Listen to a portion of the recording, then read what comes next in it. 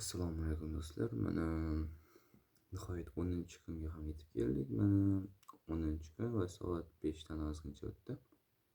Hop.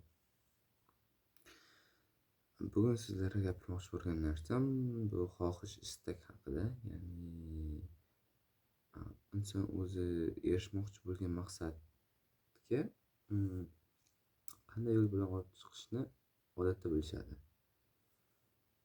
Va nima xohlayotganini bilishsa, u yo'lga qanday borishni bilishadi. Misol uchun, IELTS'ga topshirayotgan odam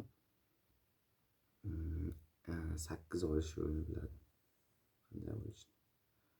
Daily routine, nima o'qish kerak, qanday o'qish kerak, necha soat o'qish kerak biladi, lekin o'zini kontrol qilmaganligi sababli va bu ishlarni qilmaydi va o'sha o'ylagan maqsadiga yetolmaydi.